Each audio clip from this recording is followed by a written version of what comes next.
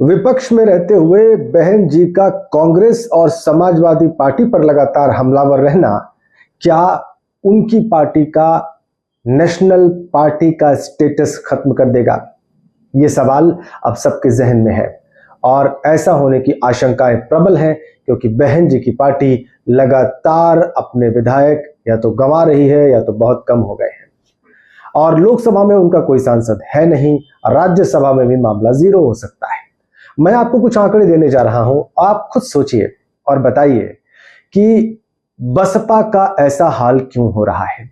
जो पार्टी 1997 में, साल 1997 में, मतलब आज से लगभग 29 साल पहले राष्ट्रीय पार्टी बन चुकी थी, जिसकी 2007 में उत्तर प्रदेश में अकेले बूते पर पूर्ण बहुमत की सरकार बनी, जिसके 2009 के लोकसभा चुनाव में मेरा ख्याल है लगभग 24 सांसद थे लोकसभा में, वो पार्टी आज ऐसी हालत में क्यों आ गई जिसमें उसके राष्ट्रीय पार्टी होने पर अब खतरा मंडरा रहा है।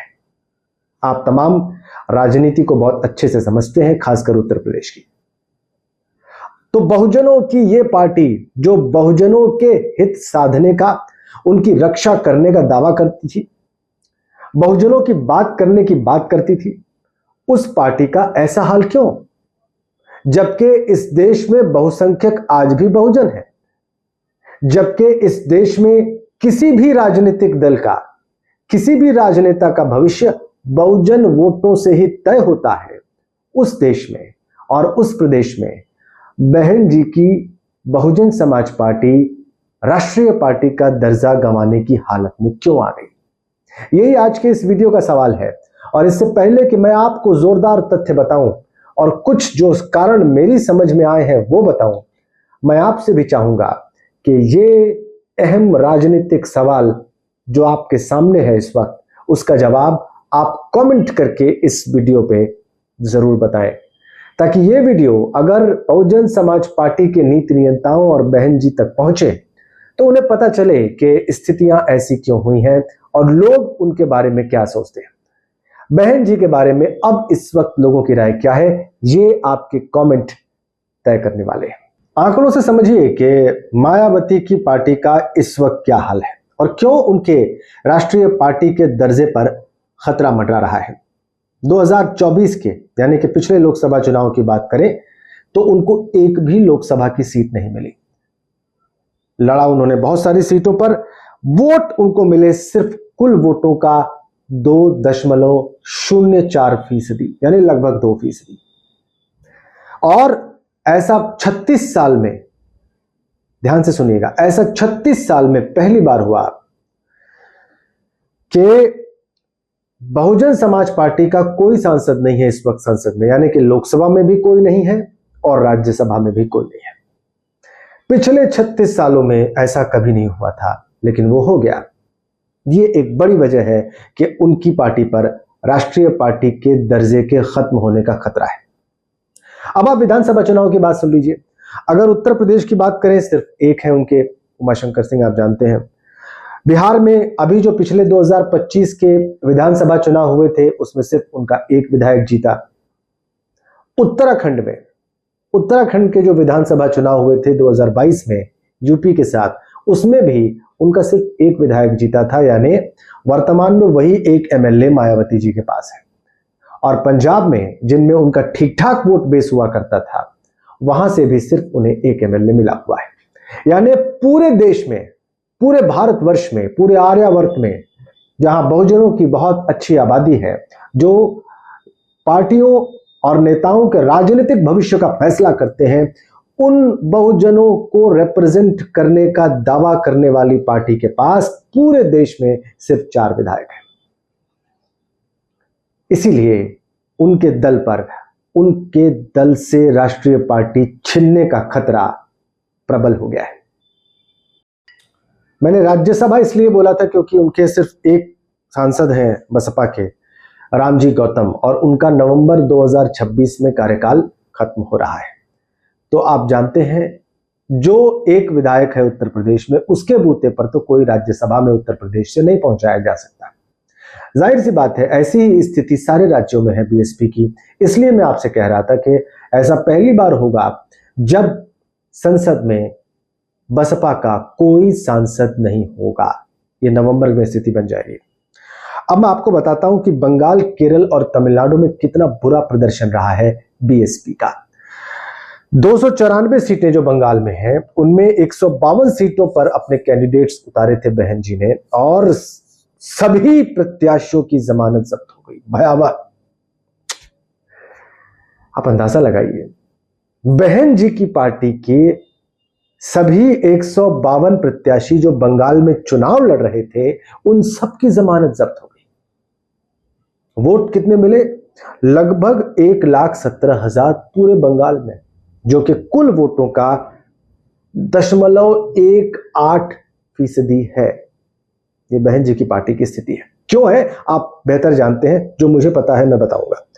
केरल की 140 सीटों पर विधानसभा चुनाव हुए, और इन 140 में बसपा ने कुल 55 सीटों पर अपने कैंडिडेट्स उतारे, और सिर्फ 0.15% वोट मिले यानी कुल 33,000 वोट। तमिलनाडु में 234 विधानसभा सीटें थी, यहां 118 पर बीएसपी ने अपने उम्मीदवार उतारे, और इन 118 उम्मीदवारों को कुल मिलाकर कितने वोट मिले? 53,000, यानी कि 0.11%। भयावह। इसको तो बुरा कहना भी ठीक नहीं होगा। तो 3 राज्यों में बसपा को कुल 2,04,000 वोट मिले। मतलब तीनों ही राज्यों में बसपा अब राज्य स्तर की पार्टी भी नहीं रही। अब शर्तें क्या है समझ लीजिए। 3 शर्तें हैं चुनाव आयोग की राष्ट्रीय पार्टी बनने की। पहली शर्त है 4 राज्यों में स्टेट पार्टी का दर्जा जरूर होना चाहिए, वो नहीं है। दूसरी शर्त है लोकसभा में कम से कम 11 सीटें हो, या सांसद 3 राज्यों से होने चाहिए, ये भी नहीं है फिलहाल। तीसरी शर्त है 4 राज्यों में 6% वोट शेयर जरूरी, और लोकसभा की 4 सीटें चाहिए, ये भी नहीं है। यानी कोई भी एक शर्त अगर इनमें से कोई पार्टी पूरी करती है तो वो राष्ट्रीय पार्टी है। और इस वक्त देश में कुल 6 राष्ट्रीय पार्टियां हैं, उनमें एक बसपा भी है। उसके नेशनल पार्टी के स्टेटस पर इस कारण से खतरा है। स्टेट पार्टी कैसे बनती है? क्योंकि विधानसभा चुनाव में अगर 6% वोट शेयर मिल जाए और 2 सीटें मिल जाए तो वो पार्टी स्टेट पार्टी बन जाती है। नहीं है बसपा के पास। विधानसभा की 3% सीटें जीतना भी मान्यता मिल सकती है, वो भी नहीं है। लोकसभा चुनाव में 6% वोट मिले और 1 लोकसभा सीट मिले, वो भी नहीं है। यानी स्टेट पार्टी का भी खतरा है। बंगाल में, केरल में, तमिलनाडु में, इन तीनों में तो स्टेट पार्टी का स्टेटस जाता रहा। तो इससे पहले दिल्ली, हरियाणा और महाराष्ट्र और झारखंड में भी बहुत खराब प्रदर्शन रहा है। कुल मिलाकर बहन जी की पार्टी का जो वोट शेयर है वो भी घटा है, और सीटें तो बहुत भयानक। सिर्फ 4 एमएलए हैं उनके पास पूरे देश में। लोकसभा में एक भी सांसद नहीं है, और राज्यसभा में सिर्फ रामजी गौतम है, और वो कार्यकाल नवंबर में समाप्त हो रहा है। क्यों हुआ ऐसा? आपने महसूस किया होगा कि उनकी पार्टी को 2019 के लोकसभा चुनाव में अखिलेश यादव की समाजवादी पार्टी के साथ गठबंधन करने के बाद कुल 10 सीटें मिल गई थी। 2014 में भी उनको एक भी सीट नहीं मिली थी, और 2024 में भी उनको एक भी सीट नहीं मिली। लेकिन 2019 में सपा के साथ गठबंधन करके उनको 10 सीटें मिल गई थी। मतलब अखिलेश यादव के वोट बहुजन समाज पार्टी को ट्रांसफर हुए, और इसका उन्हें प्रचंड लाभ मिला। लेकिन उन्होंने अखिलेश यादव पर ही इल्जाम लगाकर, यह कहकर कि इनका वोट हमें ट्रांसफर नहीं हुआ है, हमारा वोट इनको चला गया है, गठबंधन तोड़ लिया। उस अखिलेश यादव से गठबंधन तोड़ लिया जिन्होंने अपनी पत्नी के साथ भरी सभा में सार्वजनिक मंच पर उनके पैर छुए थे, उनका आशीर्वाद लिया था, अपने बच्चों से भी उनका आशीर्वाद लेने को कहा था, और आशीर्वाद उन्होंने दिया भी था। लेकिन न जाने क्या हो गया मायावती जी को। न जाने क्या हो गया कि 2019 में कुल 10 लोकसभा सीटें अखिलेश के समर्थन से जीतने के बाद उसी अखिलेश को उन्होंने ये कहकर त्याग दिया कि इनकी पार्टी का वोट हमें नहीं मिला, इनका कैडर वोट, इनका बेस वोट हमें ट्रांसफर नहीं हुआ। ये कह के मायावती अलग हो गई, और 2022 के विधानसभा चुनाव में औंधे मुंह गिरी। सिर्फ एक एमएलए जीता। वो पार्टी जो 2009 में 2007 से 2012 तक अकेले बूते पर उत्तर प्रदेश में सत्ता में थी, उसको सिर्फ एक एमएलए मिला 2022 में।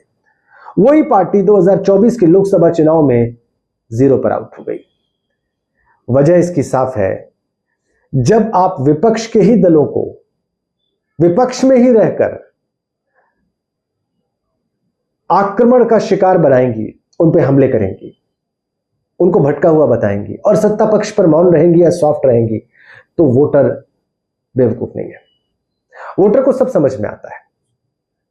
वो वोटर जो विपक्ष की राजनीति में दिलचस्पी रखता है, उसको तो शायद कुछ ज्यादा ही समझ में आता है कि कौन उसके साथ है और कौन उसके साथ नहीं है। अब समझना यह है कि क्या मायावती इस स्थिति को स्वीकार कर लेंगी, बीएसपी राष्ट्रीय पार्टी का दर्जा गंवाना स्वीकार कर लेगी और वही करती रहेगी जो वो कर रही है, या 2027 के विधानसभा चुनाव में इन स्थितियों के मद्देनजर बहन जी और बीएसपी अपनी रणनीति बदल देंगे। ये देखना बहुत दिलचस्प है, लेकिन मुझे आप सबके कमेंट चाहिए, मुझे आप सबका विचार चाहिए इस मामले पर, और खुलकर लिखिए ताकि पता चले दुनिया को कि जो लोग इस मंच से जुड़े हुए हैं वो क्या सोचते हैं और जो लोग आपसे जुड़े हुए हैं वो क्या सोचते हैं। Thank you so much.